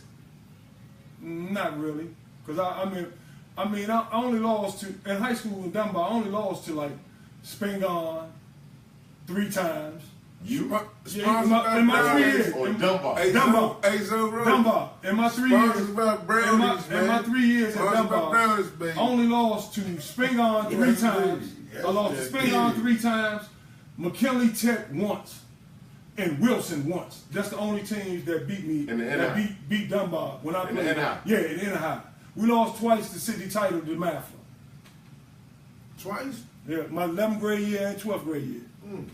And I played the preliminary game in the 10th grade year against Johnny Dawkins, and Did you win the city title? we never won one. We lost both. Fucking the whole show up, man. No, they beat us, man. I don't tell the truth, man. You know. Who's in your mob in here, right? Which one? 83? Yeah. Darryl Prue, Bernard Campbell, Mike Millen, Chucko, Clifton Taylor, Darryl McClain. That's who Chase is. Both of them, I think, played alike to me. Who? You and Darryl McClain. Y'all had the same type of style of game. Yeah, you don't know bullshit. They did, man. I always said that they played, but I think Chase. I think Chase was a little better on the defensive end, though. What the fuck you talking about, straight? That's the I'm last just time telling you the seen him truth. play. Yeah, you know. Yeah, Long time ago. yeah. He plays no D right now. Who? Chase? Chase can't play no D there? He don't Chase ain't try. never- Hey, what Bill Smith shoot against you the other day? 1 for Bill 9? was 1 for 9. He went 1 for 9. That wasn't the defense. Damn, Bill. Nah, ain't nothing against Bill. That wasn't the defense. That wasn't my defense. Nah, he That's just fucked missed. up, man. Yeah, he just missed.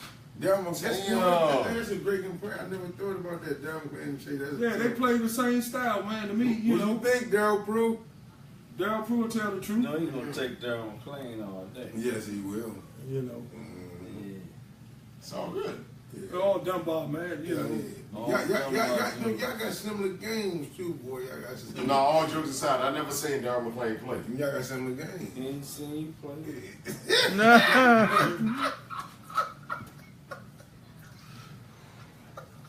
He ain't even watching the show. Stress, man, you coming to see Dunbar tomorrow? What time Dunbar play, man? Hey, Charlie, what was it?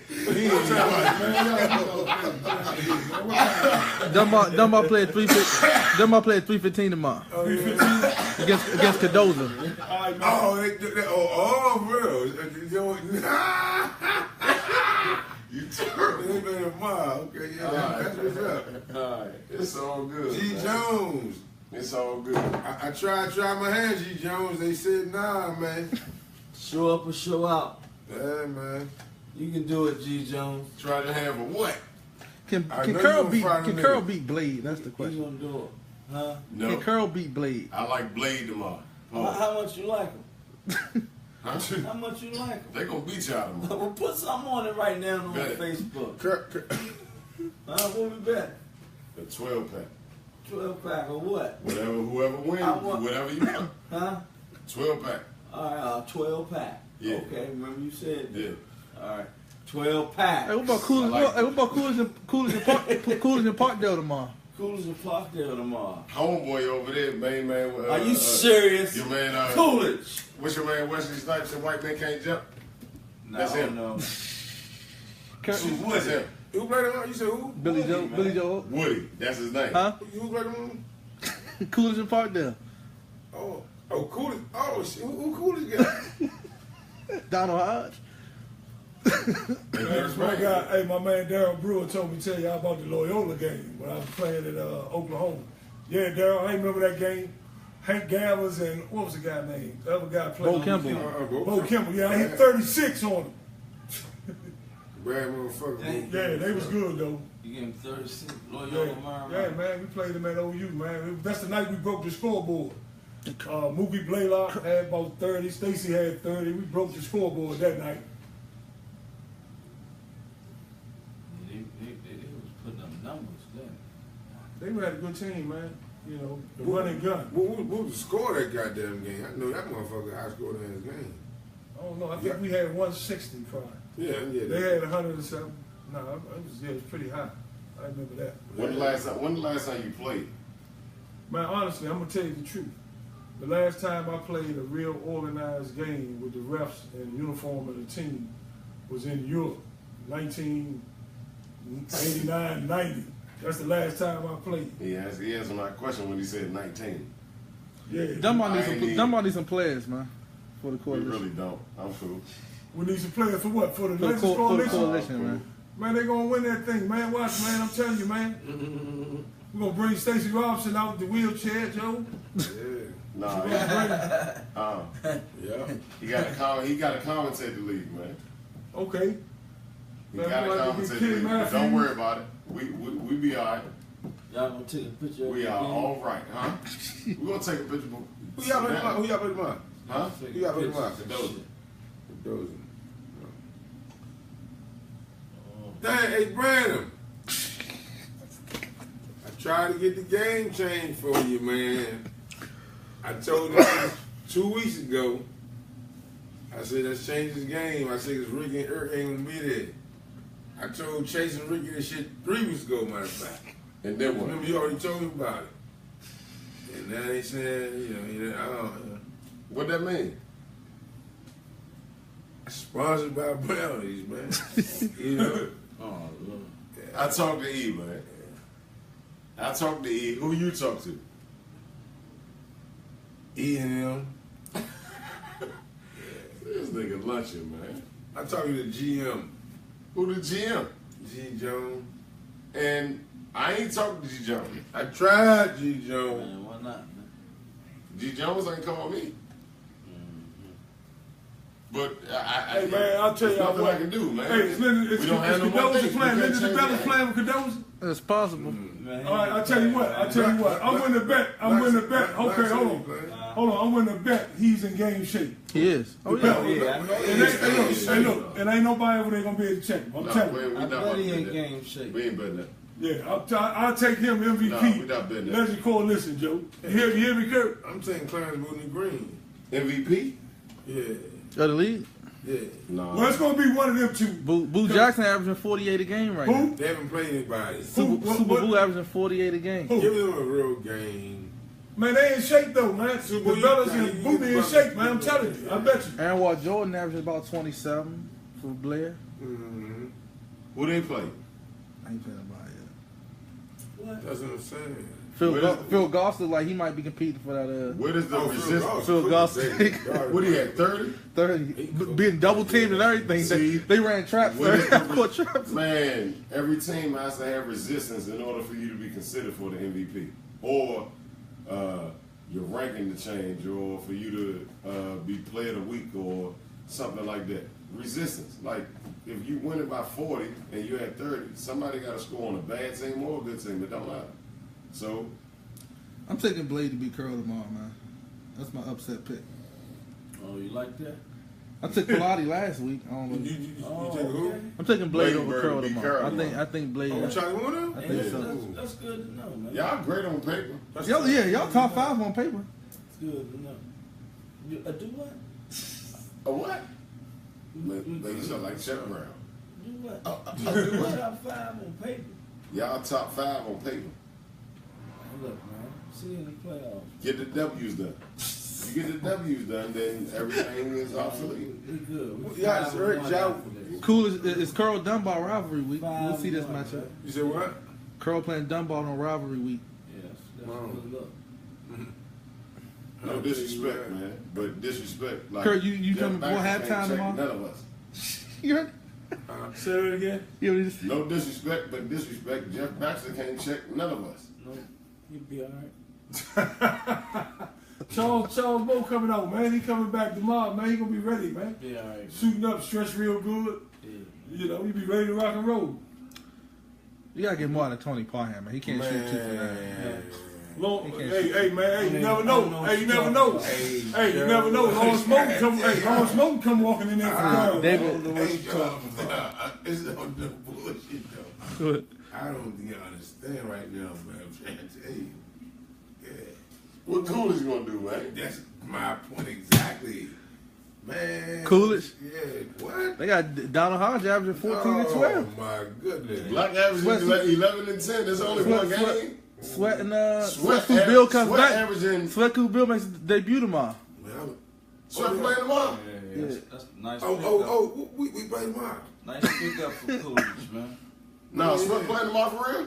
It's a nice pickup for Hey, Coolidge. Sweat. Who was that? No, you're wrong, baby. Oh, okay, yeah. Bill Barnett. Yeah, Bill Barnett could play, man. We want to know without you, baby. They say, I hear Coolidge only won because Lonnie Harrell got injured, man. That's the word in the street. No, that could that could be right. That could be right.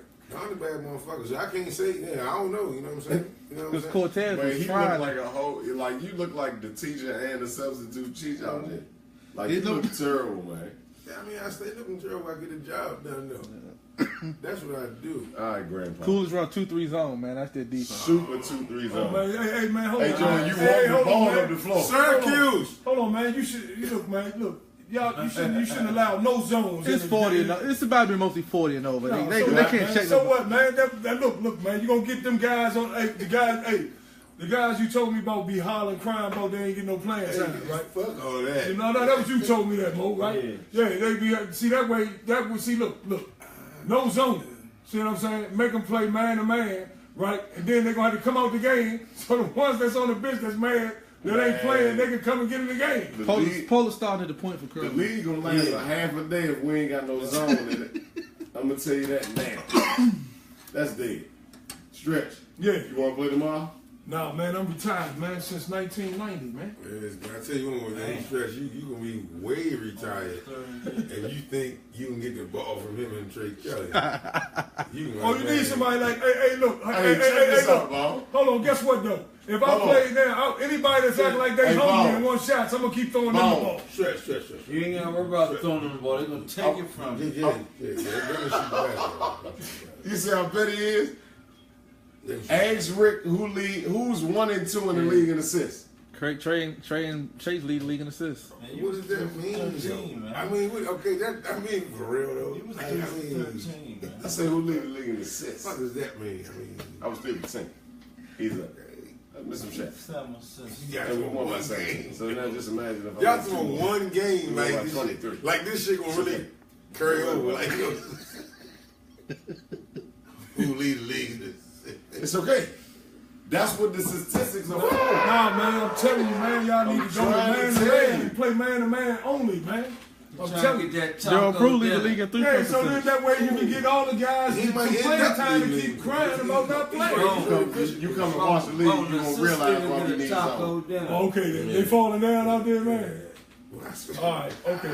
It ain't high Hey, Man, it's great though. It's Claude- great. What y'all need? Claude Green went viral this week, man. Oh, yeah? Claude Green He went played? national. Yeah, he Claude took Green it. shoot that joint. He took a fall. He took a fall from Booty, man. We got like 3,000. Oh, that was him. I seen that. I didn't know that was Hey. Claude Green. I'm with you, Claude. Don't worry about it. You play tomorrow.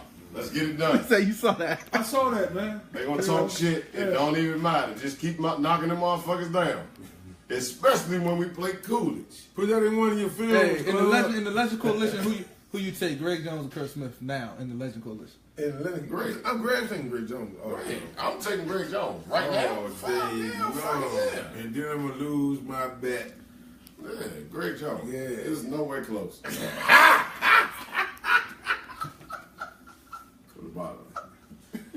Nowhere close. That was- Hey, man, how Greg where the Jones. Claude at, Joe? David Right Hart now, in the coalition, in the Legend Oh Coalition. man, Greg Jones, man. Oh, it's not even a comparison. If they locked up and they matched up with each other the whole game, man, Curt ain't got a chance. I'm thinking Greg Jones. Yeah, Greg Jones. See what I'm saying? See, now, no See, a lot of them cats disrespect. still playing though, man. They play on the Greg, regular. man, Greg ain't playing. Greg working out, and Greg will barbecue bone right now. Yes, he will. Donald Hodge don't prove. I ain't telling Don't you. prove. I gotta going take against Donald. Not going against Greg. No. What you think, Mo? Donald Hodge. Donald Hodge fried that shit last week. Right now? Yeah. You saw the clips? Nah, I He ain't seen fried it. that. First Who they play? They Darryl Prue. played they played Eastern. Oh, okay. And with nobody. Man, this had a nice mob. He didn't have no resistance. He got some more. Yo, Donald Hodge Where the fuck he Donald got Hodge that? didn't have no resistance. Period. won the game Oh, last week. Don't worry about I it. think you're using it in the wrong tense, man. Coolidge, Dunbar. Resistance. That's No resistance. What the fuck? No, he's saying. Hey, hold on. This is his challenge. Hey, That's all you had to hold say. on. Legend Coalition. Jeff, Chase, who was Prue challenged that day? Us. Kobe, Oh, my God. Jeff, Come on, man. Jeff Baxter, Booney Green in the coalition right now. In the coalition, Right in the legend Jeff Baxter, or Booney Jeff Baxter, or Booty Green. Right I now. can't go against Booty Who was until Jeff Green. Jeff Green. right now. Booney. Right now, Who's Jeff? Carol plays finger on. I want Booty, man. Come on, man. Who you got? Clarence I Baxter. want Clarence. Nah, I'm going. Hey, I'm No, going. No disrespect, Jeff. You know, Jeff Baxter, my motherfucking man. I'm going with Clarence Booty Green, man. Yeah. It's some shit you can't ask me about Clarence, man. This motherfucker, he's a bad motherfucker, man. Compare, compare somebody, name some no disrespect, they're totally different players though.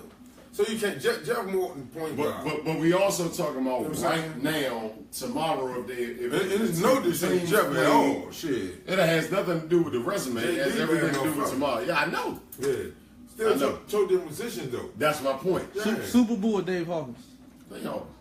in the coalition? They Hawkins. Booty just called. They Hawkins. Booty called. I can't answer the phone, Booty. Dave Hawkins. No Dave disrespect- Hawkins? No disrespect to Super Bowl, but He gonna want. I got one for you. I got one for you. said, Brian Chase or Delonte Jones in the coalition. Oh, Tay. Tay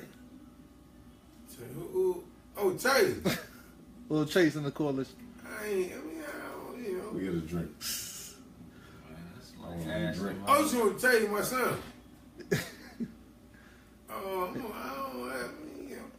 I mean, you can't, same type of game. That's dead. You done lost your fucking mind if we got the same type of game. You and Tay, I ain't never lost to Tay. And Tay, my man, that's my brother. I think you and Tay got similar games. What? Similar games. Yeah, Yeah. Tay averaging about 19 and 10 in the league right Tay now. Close. Boogie. Tay Boogie. No resistance. How many minutes, man? How many minutes y'all play in a quarter? 18-minute half. 18-minute halves. Run the 18 clock. minutes half. Run the clock. Run the clock. Run the clock. You still That's never good. answered the question. That's good. That's good time. Lame man with the glasses. You still never answered. Tay or Chase in the coalition. I said Tay. Oh, yeah. I thought that was over with. It's so wild. This nigga. Everybody he's against me. He's taking I thought everybody. that was over with. It's Name somebody else. Who else I played? Yeah. It's all good. Phil Goss or Dave Hawkins. Oh, That's a better person Oh, because you said they Phil- play because they play similar roles in their teams. Oh, you said field goals? Or Dave Hawkins in the coalition. I can't answer that question. Okay. They play similar roles for their teams. They had to take the majority of the shots to win and do almost everything.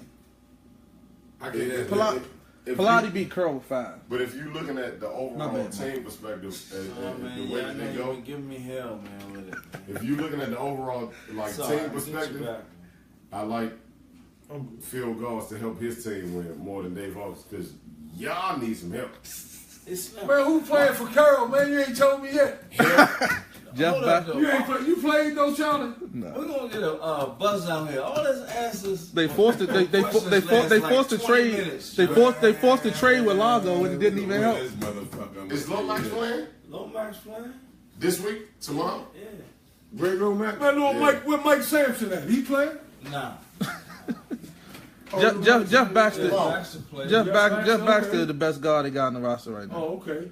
Derek Lewis, man. That's Talking about why retirement, man. Oh, he did. Dwayne Harris did look good. He did. Yeah, But y'all lost to 5 though, man. Y'all had 10. Man, they don't take but 5 to play.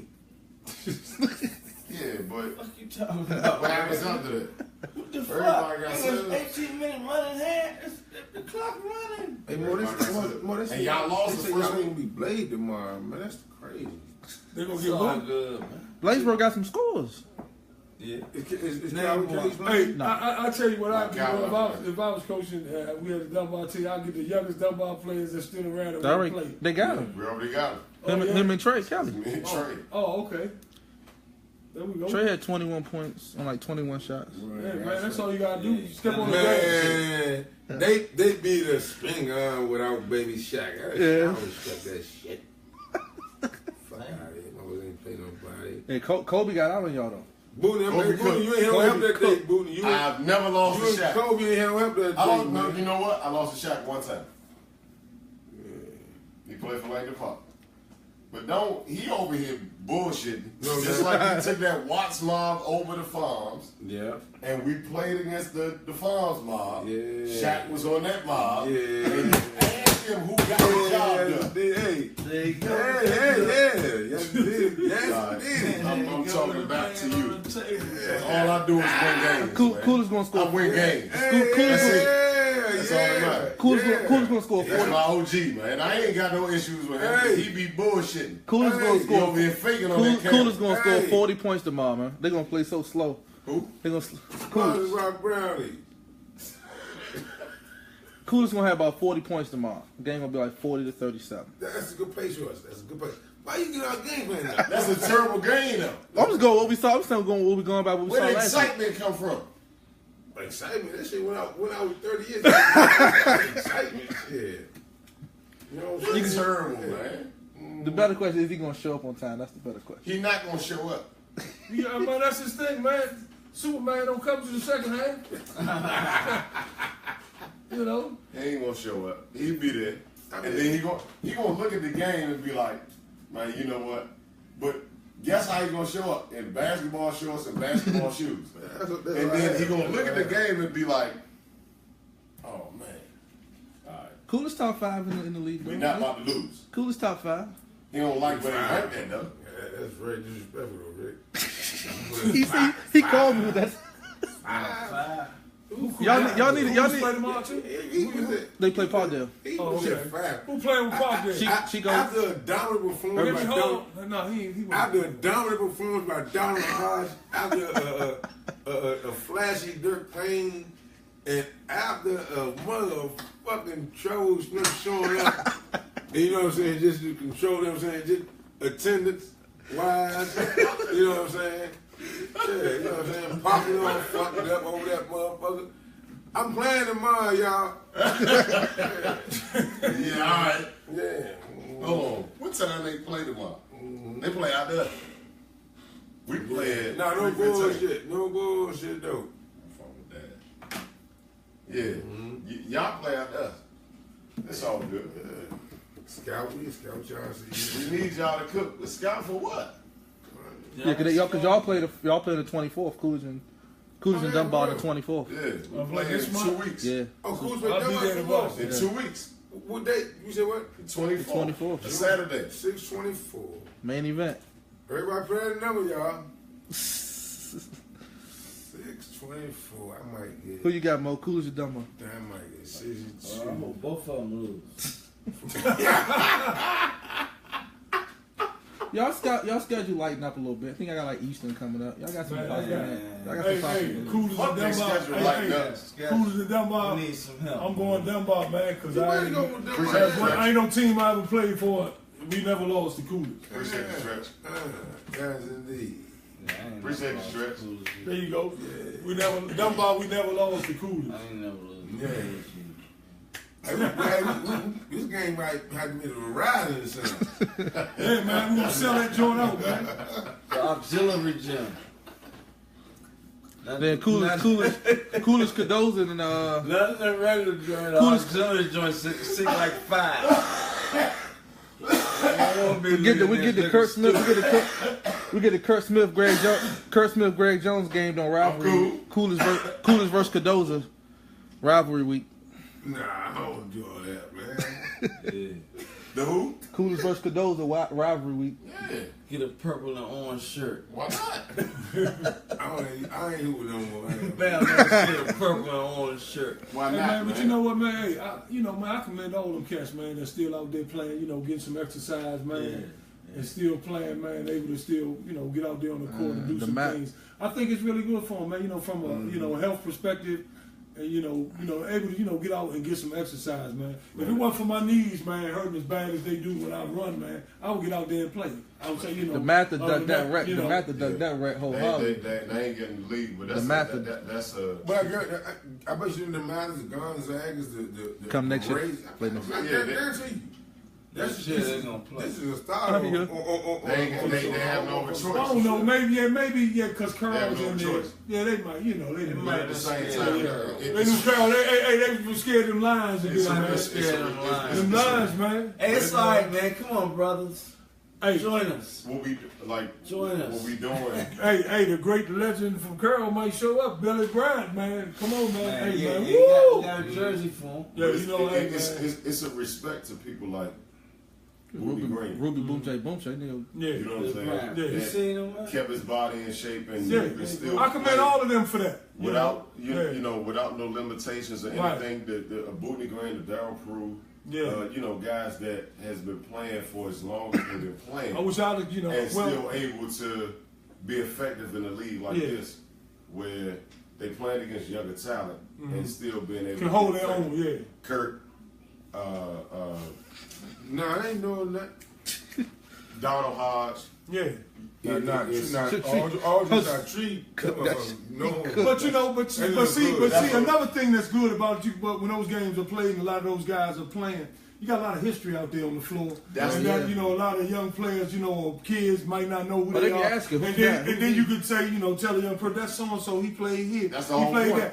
That. And what that creates is they like, well, if they can go and play basketball, high school here, and then go to college and play, then maybe I can do this too as well, and have an opportunity to go play college basketball. So it's somewhat, a tool that could be mean for a tool of inspiration or a tool to inspire, young people. That's the whole point of what we're trying to do is you got the older guys that, might be past their prime a little bit, and then it turns into you see them back on the floor. Right. And then when you got a mom or a dad or whoever bringing their kids to the games, they asking, who is that? Well, this guy played here. Well, this guy played here. Or this guy did this. Or this guy did this.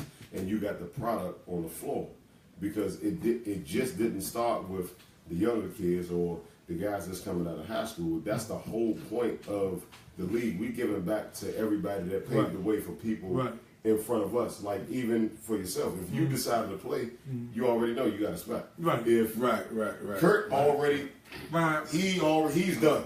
If this guy right here keep saying that he's the point guard and he's going to play, then he's going to play. But it started with for me, I'm the youngest guy here, but it turns into y'all paved the way for me, and that's the motivation to live up to a certain tradition, live up to a certain reputation. University, that's right? outrageous. Well, I ain't even talking about them. I'm just talking about I know who these guys were before. That's outrageous.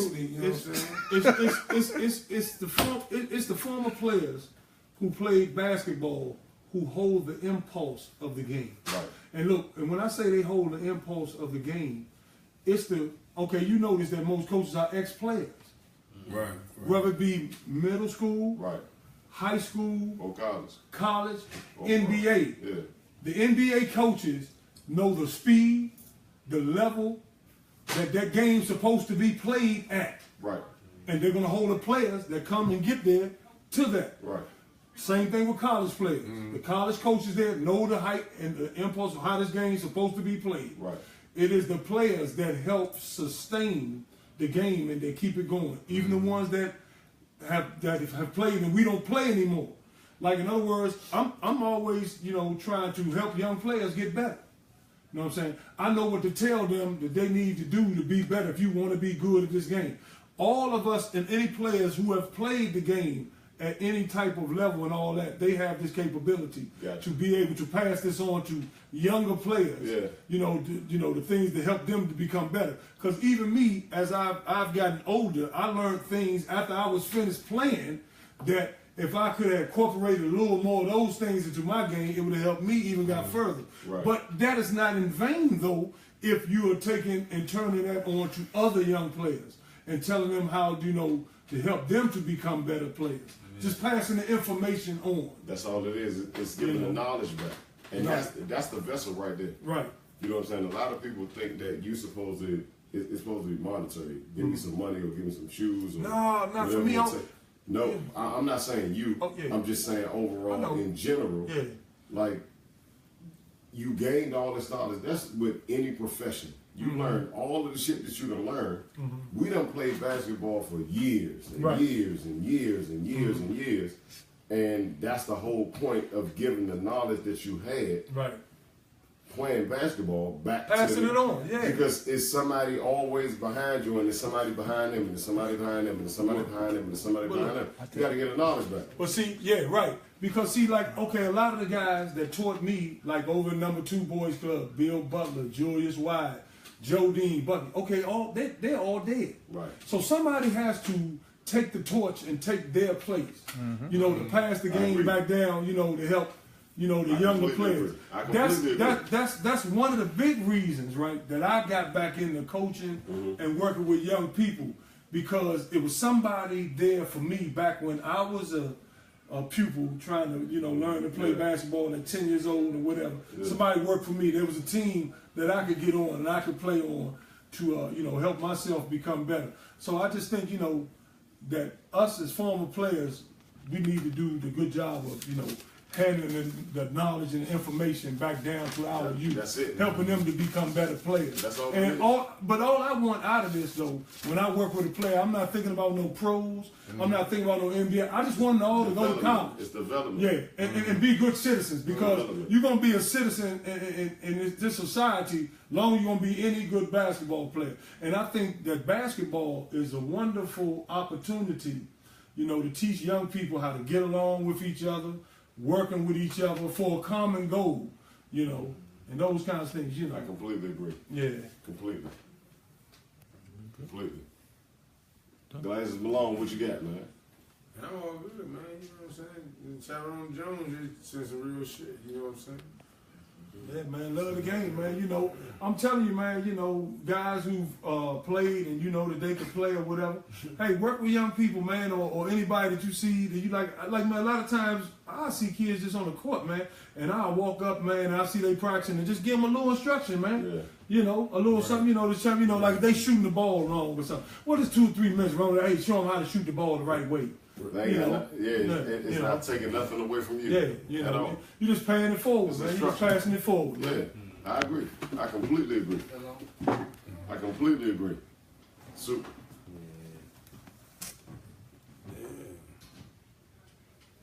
Man. Yeah, man. All right, man. Hey, man, I really had an enjoyable time here with you guys, man. And all that, man. Yeah, man. I had a good time, man. Talking to y'all former DC greats. And I consider each one of y'all greats because, to me, all of y'all could play. I had good games. I watched all y'all. I saw you play at Virginia Tech. I saw you play at Wake Forest and Georgetown. I seen them play at Coolidge and all that, and everything. And in the summer leagues and all that, when he used to come with the falling off shorts, man. Why he playing the shorts falling off, Joe? Curt Smith. Fried them niggas, man. Hey, look He at over there like, Who you fried, he Mom? over there like Manny Fresh. Who you fried though? He said, "I'm fried." He fried you? Huh? He fried you? Hey. I never played against him. Oh no, well, if you ain't play against me, he ain't Friday. He over there talking shit. That's what I'm saying. What you ask? I said he said he fried. He said he fried you and he fried me. So I'm asking you, did he fry you? I just answered. I never played against him. Man, this All brother right, Terrence Johnson say So he this show fried needs you? to be seen by all. You know what it is? The nigga over there just cooked you. I'm over here. I'm sitting pretty. The nigga said he fried you. Nah, he bought plenty of beer on Sundays. You know what I'm talking about? He bought plenty of beers on Sunday. Charlie Moore, Curt Smith. I'm going with Charlie Moore. I'm going with Charlie Moore. Charlie Moore, Curt Smith. Charlie Moore. Curt Smith. Y'all niggas gay, Charles man. Charles Smith. Charles Smith. Yeah, Hey, Charles that is perfect. Hey, you were in the show with that. Yeah, man, I get to go We with appreciate something, it, man. man. Thanks to my man Tyrone Jones. Hey, man, peace out, man. Peace. Hey, man. Hey, I really enjoyed it, man. I really enjoyed it kicking with each other. Talking basketball, man. Yes, All sir. American it Yes, is. sir. See y'all next week, man. Special guest next week. Same old shit, man. Thanks, man, for the views. Peace.